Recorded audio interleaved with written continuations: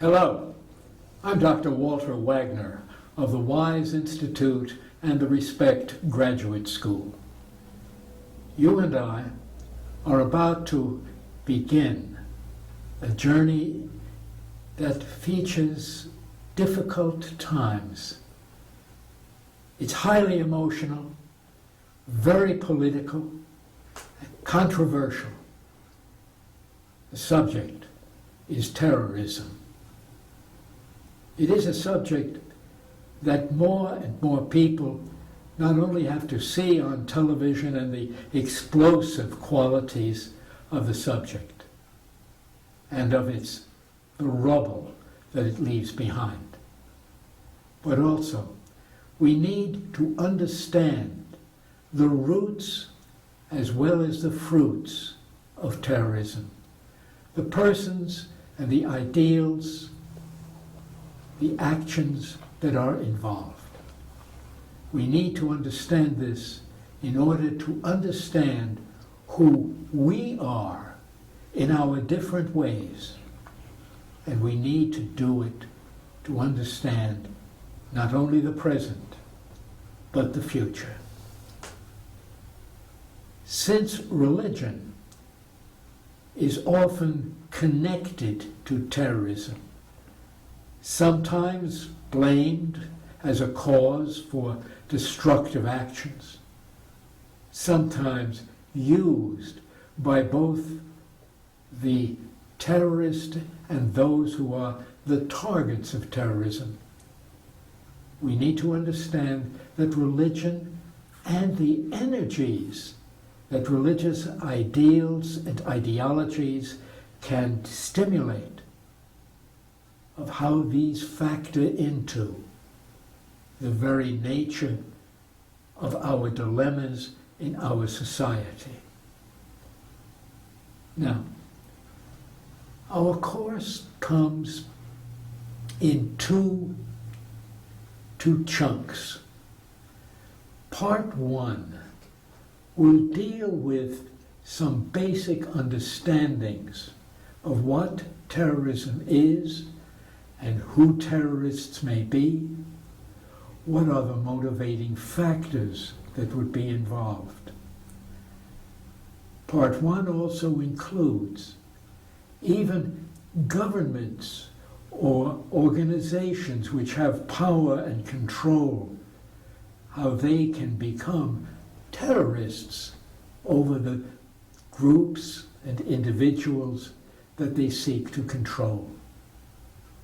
Along with that, we will also deal with how individual organizations can be stimulated, maybe even transformed into violent groups. Part two of our study will deal with how can terrorism be reduced, mitigated, that is sort of cut back. I don't look for elimination, because terrorism will always be with us as long as there is injustice, frustration, and a desire to control others, as well as to resist those controls. Now, in today's presentation, what I will try to do is to, well, you'll hear it, go through the difficulty of trying to define what terrorism is. And then I will use some examples of terrorist activities and persons. In our next time together, I will attempt to clarify for you as well as for me who is a terrorist and what terrorism may mean in terms of totalitarianism. A word of explanation about myself and my role in this course, it is not my role to persuade or dissuade you from any particular point of view, organization, or political ideology. It is not my role to endorse or denounce any particular strategy or group, but rather it is my role primarily to clarify, to bring to light for us what terrorism is, its costs, its causes. I've already said something about justice. Pope Paul VI said, "You cannot have peace unless you work for justice." But even the concept of justice is really up for grabs. Whose justice? Who pays for it? What will it accomplish? Is it at all possible? Those will be some of the issues that we will struggle with. But the theme of justice and peace will run throughout our course. Perhaps the driving force of that theme can be in a quotation from the Roman Catholic theologian Küng.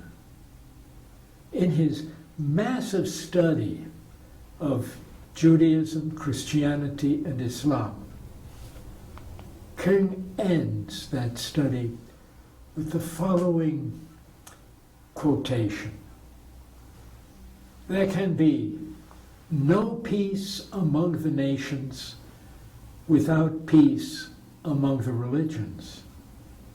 There can be no peace among the religions without dialogue between the religions. There can be no dialogue between the religions without global ethical standards. And there can be no survival for our globe without a global world ethic supported by both the religious and the non-religious." Keep that in mind. It will come back to us over the course of our sessions. As we get started on our study, it's only fair that I introduce myself as well, and to tell you about my style in the presentations. Some of you may already be familiar with the course online course in World Religions that was part of the WISE Institute, which I worked through some of the major world religions. And perhaps you may have been with me as we studied scriptures and traditions,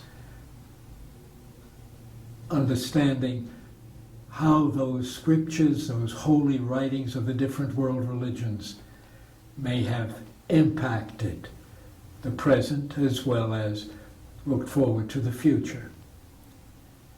In this presentation,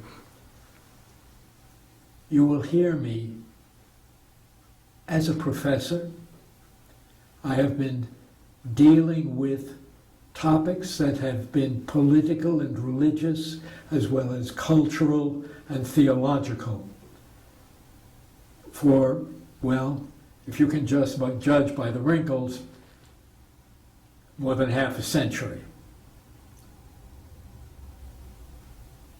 It is also that longevity means sticking around long enough to read, study, and experience what terrorism what tyranny, what totalitarianism, what hope can be done. In some of the courses that I have taught in college and in graduate school, as well as theological seminaries, during the course of the course, terrible things happened around the world. I can remember especially in dealing with a course on Christianity and the emergence of other societies in what was called the Third World. The massacres that have occurred in Central America, just as we were engaged in studying, looking at newspapers, or, as you will hear today, witnessing the real time of the explosions at the World Trade Center on 9/11, 2001. Not only experience that grabs my heart as well as my mind, along with those of millions of people around the world, or the shock that Muslim and Buddhist colleagues have had when their religions have been really libeled or blamed. Along with that, my style, if you haven't figured it out yet, is to try to step beyond, to step through the surface arrangements and to get at the mind and at the heart of the people who are involved. Now, sometimes I have not only confused people by the material, but they try to figure out where I stand. I will try to enter, as I said, the hearts and the minds. But that does not mean that I am justifying or condemning what was done. When I speak my own opinion knowingly, I will tell you, this is my view, and you can do with it what you want. It is my job in this course to be as honest, as clear, as competent, and, frankly, as concise as possible, so that we can understand and make up our own minds. I am a Christian. I am a Lutheran-style Christian, a clergy person, theologically and historically attuned and trained. That training I have sometimes resisted and changed, and I have the let's say in Yiddish, chutzpah, pride of thinking I may have even matured over the decades. We will come to know each other. And now, a confession. I can find no adequate, consistent definition of what terrorism is. There are certain factors that occur in terrorism that also occur in other areas of political and military economic life. For example, the massacre of Vietnamese civilians at the village of My Lai by American soldiers in 1968, and the Japanese treatment of Filipino and American prisoners of war during the Bataan Death March in 1942 were horrific, were brutal, were awful atrocities. But I don't think we can call them terrorist activities. Neither were they really the actions of partisan or guerrilla warfare of groups.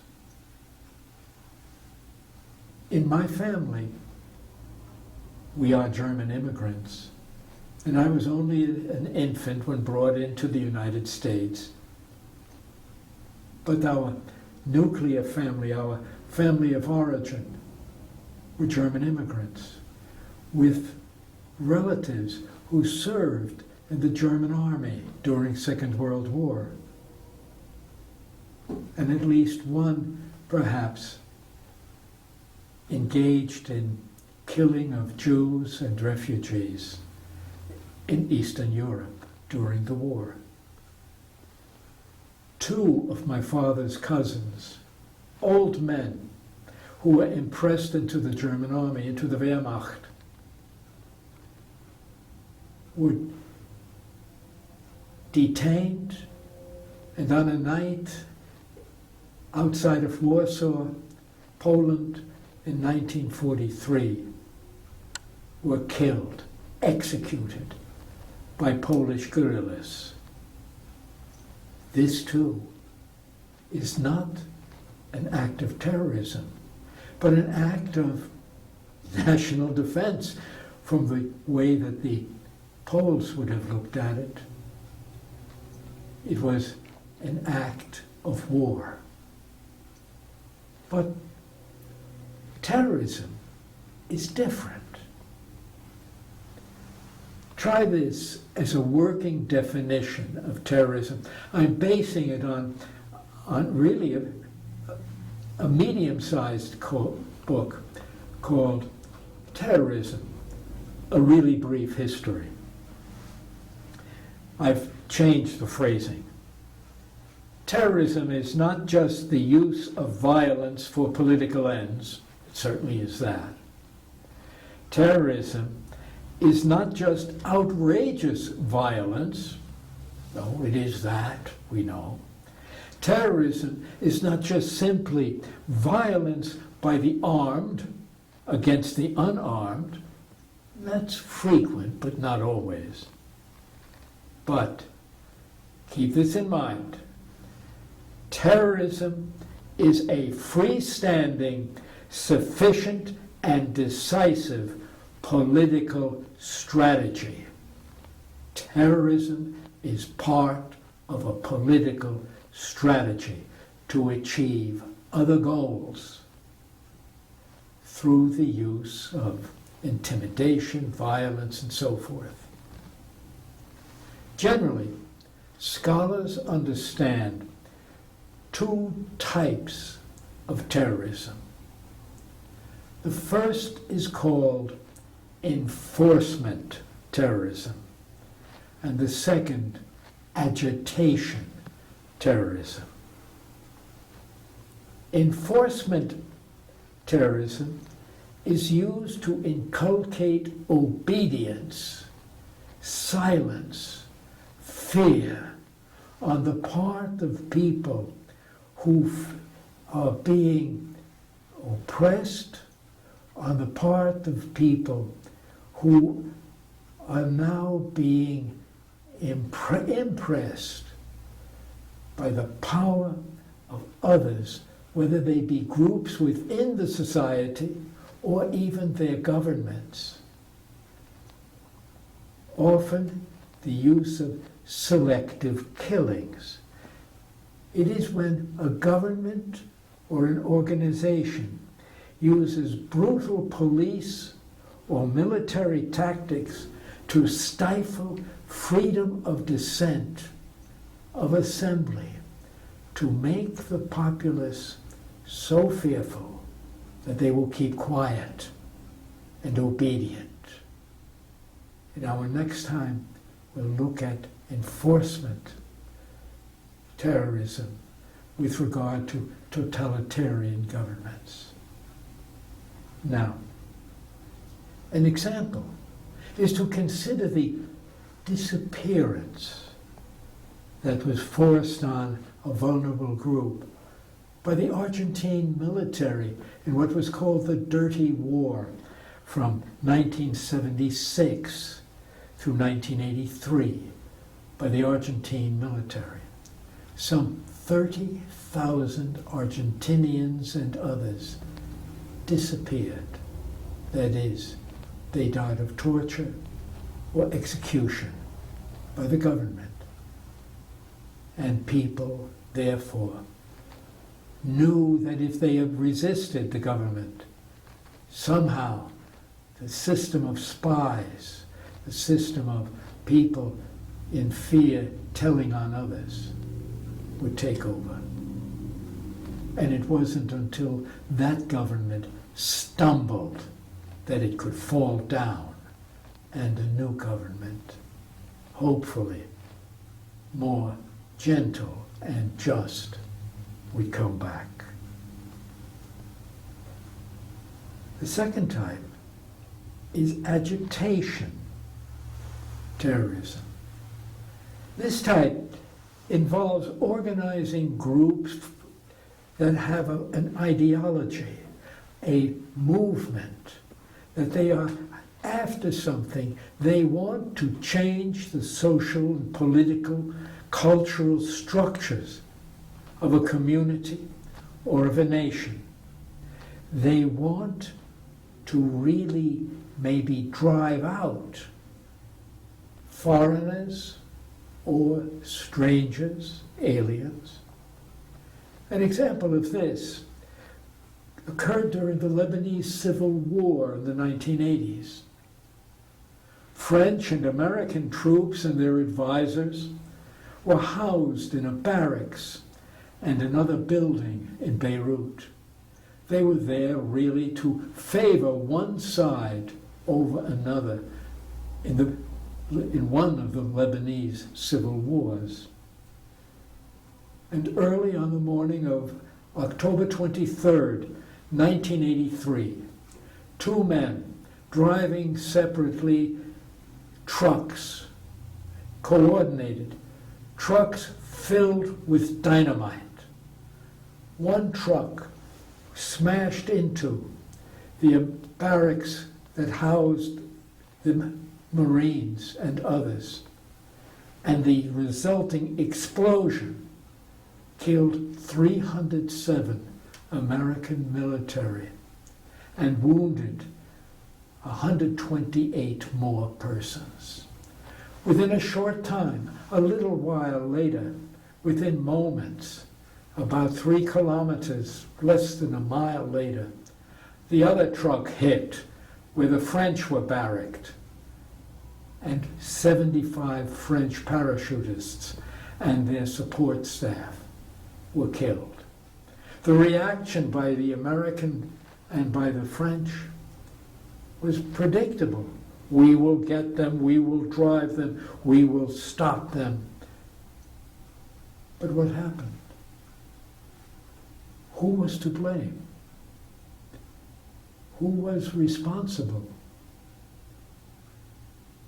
What the Americans did was to fire bombardments into the hills near Beirut and to cut off what they felt were those groups that were responsible.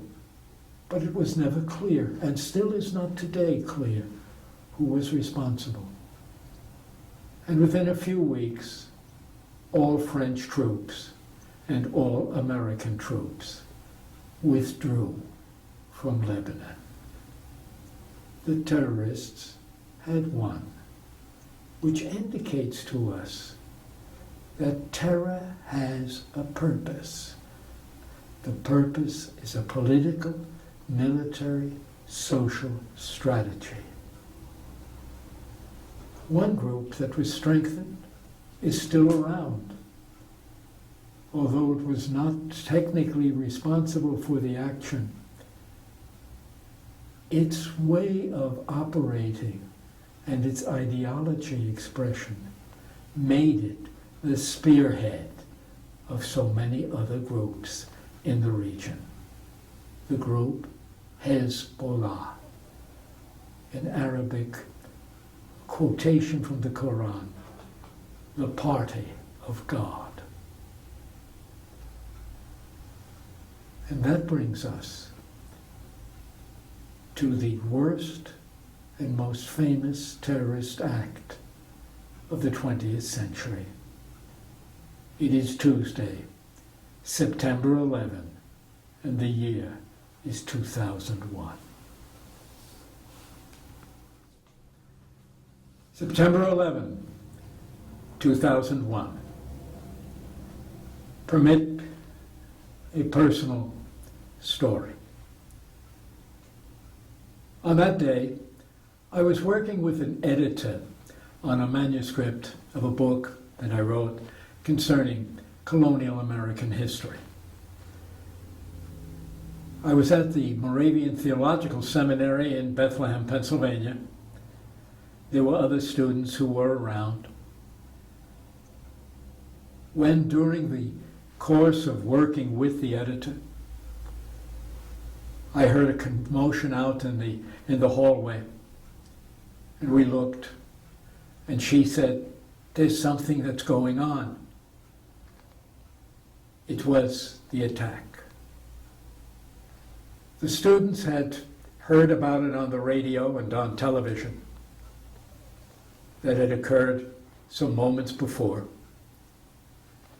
And they had turned the television projector in some way onto a wall, a blank wall that frequently was used by the seminary for projection of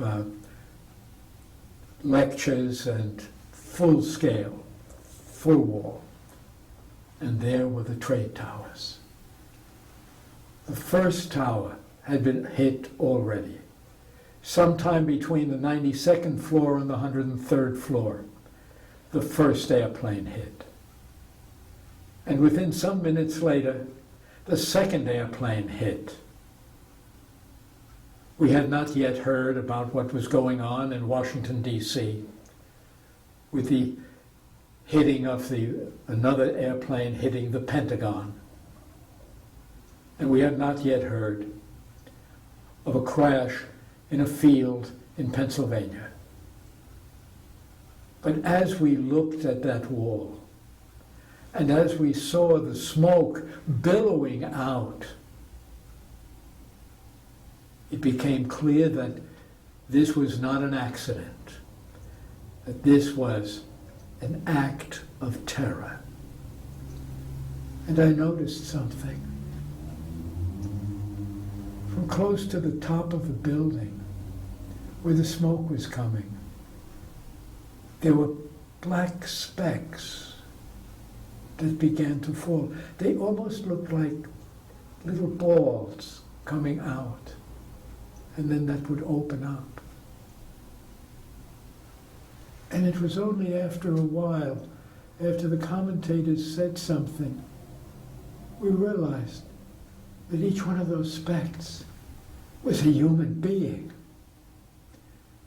was a person trying to escape the smoke and the flames by plunging to his and her death 100 stories above the streets of Wall Street. It was horrifying, but it was also mesmerizing. We couldn't stop but look at it. And then the word came. The buildings have collapsed. And the two trade towers, as well as another building that was in the plaza, went up in smoke and in dust and in flames.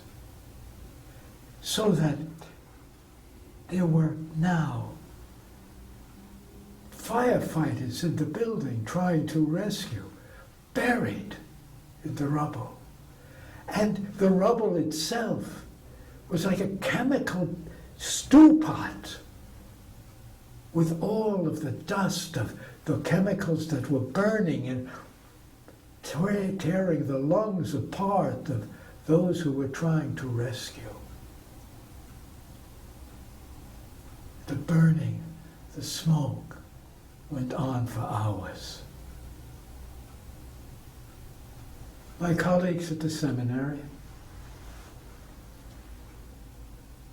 put together a memorial service for that evening, and they asked me to preach.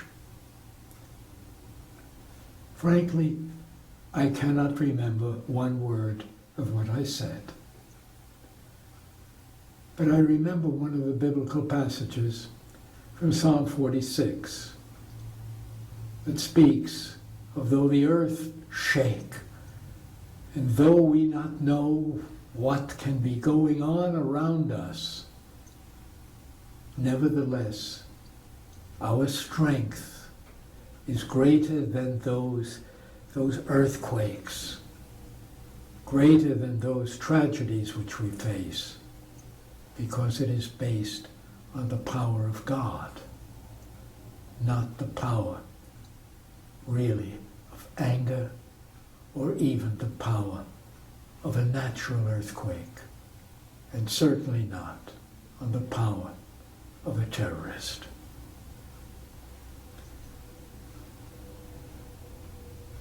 How did I feel about this? As a human being, horrified. Is this what we do to each other? How do I feel about it as an American? I have to admit, I was not surprised. I was not surprised because there had been so many warnings. Remember, I teach, I study human beings and the catastrophes that we can create, as well as the greatness of what we can do. And I recognized the complex background and really almost the ideologies of this nation that could have ignored, that did ignore, the warning signs, the build-ups, the overtures, as you could say. So as terrible as 9/11 was, I was afraid of what the American reaction would be. And I'm sorry to report that the fear was well-founded, as we will see, and as we are still seeing, was whether or not the reaction, not only of one nation, but of the world, really has made much of a difference. Back to me and you in this course. The background to the attack of September 11th is complex and lengthy. Most backgrounds are. And I'll try to be as brief and as clear as possible. For the time being, I will just mention the Arab and the Muslim world's hostility and wars involving the creation of the State of Israel in 1948. The importance of oil to the West and the growing influence of American power and presence in North Africa through the Middle East and into Central Asia. Underneath the surface of the events that were occurring in our world were the resurgences of different forms of Islam during the 19th century. Some were reform, some were anti-imperialist, and some were to try to recover the nature of Islam in the modern world. And some were even a rejection of Islam and are going for purely political solutions. wrap all of that in the rivalries of the Soviet Union and the United States in the Cold War. The Islamic resurgence included internal Muslim issues within Sunni Islam as well as within Shia Islam. There were anti-government movements throughout the Middle East and into Central Asia. Of course, Central Asia was controlled by the Soviet Union and part of the republics. In Egypt, Saudi Arabia, Iraq, Iran, Yemen, in each one of these, and in Afghanistan, there were stirrings and violence. The Soviets had promoted a coup d'etat in Afghanistan in the 1960s and followed it in 1979 by an incursion of thousands of Soviet troops to control the country.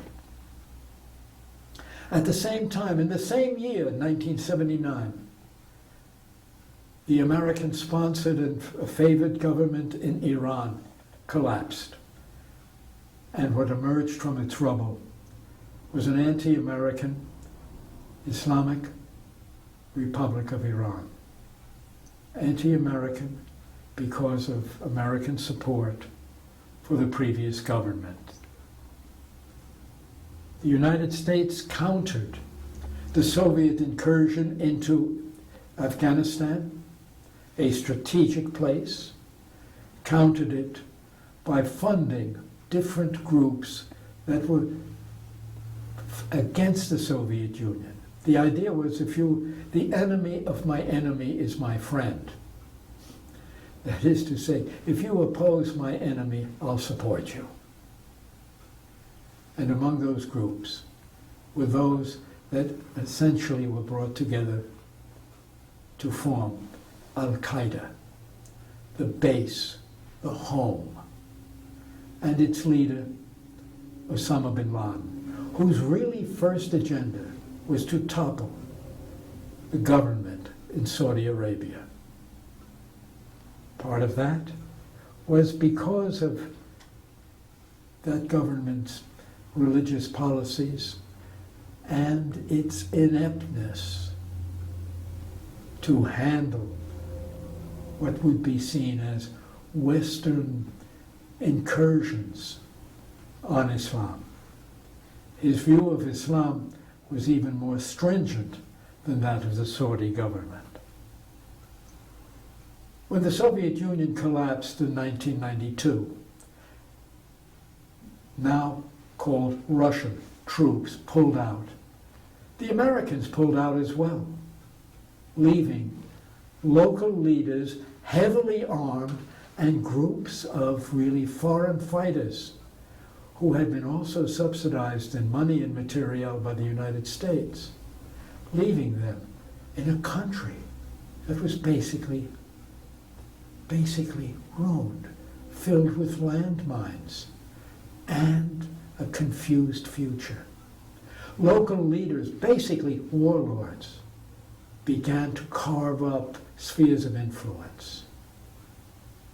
The massacre of a group of religious pilgrims, a massacre that took place by some warlords, led to the formation of a religious reaction, the Taliban,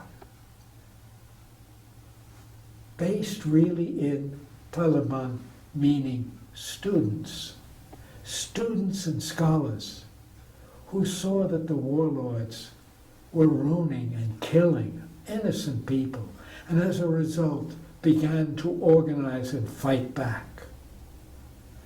And really, what the Taliban did was to gain a lot of support because they brought law, they brought order. Always law and order become the preludes to totalitarian government. And they had taken over almost all of Afghanistan. There was only a little bit left in the north. The rest of the world looked at what the Taliban did in bringing law and order, and the executions, and really the enforcement, where an ideological movement now became an enforcement of power on others. And there were conversations about that the West should invade. Factor in to this that there was in 1980, Iraq had just completed an 8-year war with Iran from 1979 to 1980. That was a stalemate. In order to get money to pay off its debts, Iraq, who had been favored by the United States in that war, Iraq invaded Kuwait, saying Kuwait really shouldn't exist, it's part of Iraq, and therefore to wipe out the war debt. And with the result of that, the United States and others invaded, drove the Iraqis out of Kuwait. And Osama bin Laden said, Western troops have now invaded the Holy Land of Arabia. And what he did was to plan to drive the West out of the Middle East. And that became the ideology of Osama bin Laden. That became the background and the backbone of really Al-Qaeda, to so attack, to so badger, to so destroy Western influence, especially that of the United States, to drive them out. He was very clear. There are no civilians in this struggle. Just as Americans pay their taxes to support the government and to buy materiel, to buy weapons, and to buy influence, every American taxpayer, voter, citizen, whether male, female, child, or adult, every institution of the United States is guilty and an enemy not only to Islam, but also to peace in the Middle East. And behind that was the preparation for the attack on September 11th, rehearsed by the bombing of 2 American embassies in Kenya and in Tanzania, to which most Americans didn't know what was going on. And I would have to report, neither did the American government put the pieces together. The damages to 9/11, staggering. 2,977 persons killed that morning, along with the 19 plotters, 72 police, 343 firefighters. The dollar and cents cost of the attack, $8 billion. And much more for the future. From Al-Qaeda's point of view, this was a justified battle in the war against the West. From the American point of view, it was a terrifying but also angering act that had to be responded to with force, not with police, but with force and the demand that Afghanistan, the Taliban, turn over every person that they could grab to the United States, including Osama bin Laden, for trial in the United States. What was the American response more officially?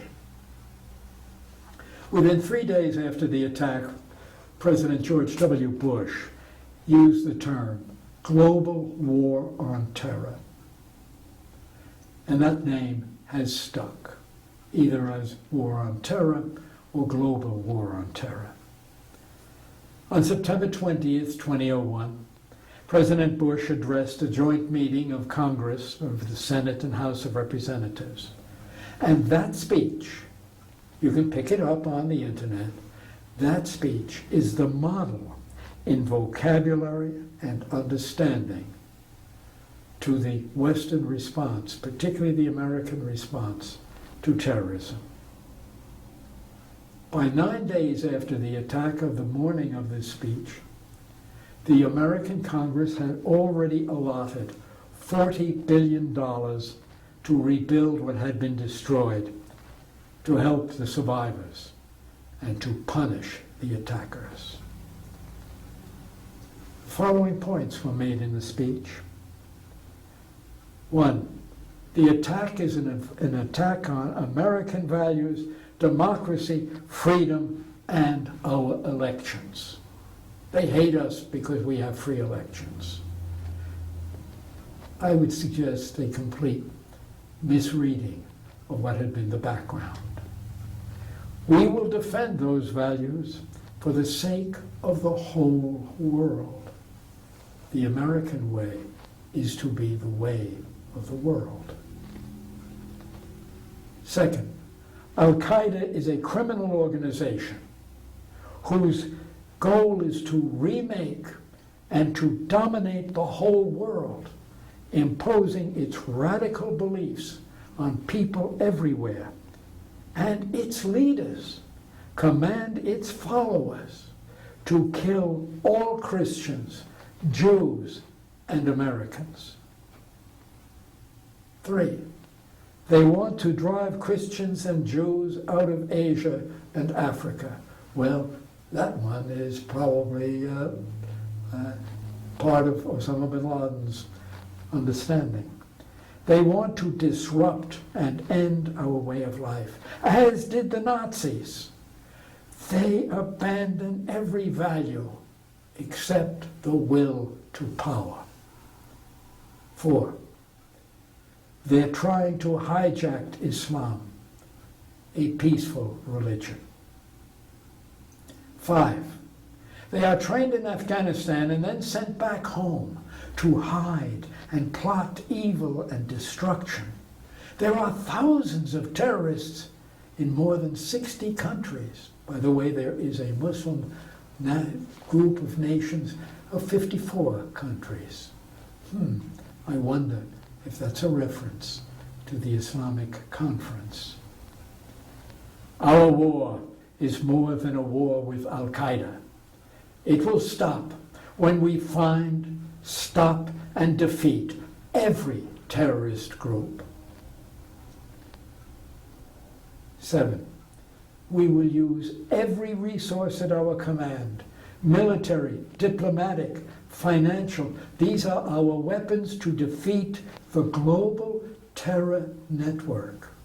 Now it's a whole network that can be defeated. And we will pursue nations that provide them with shelter or aid.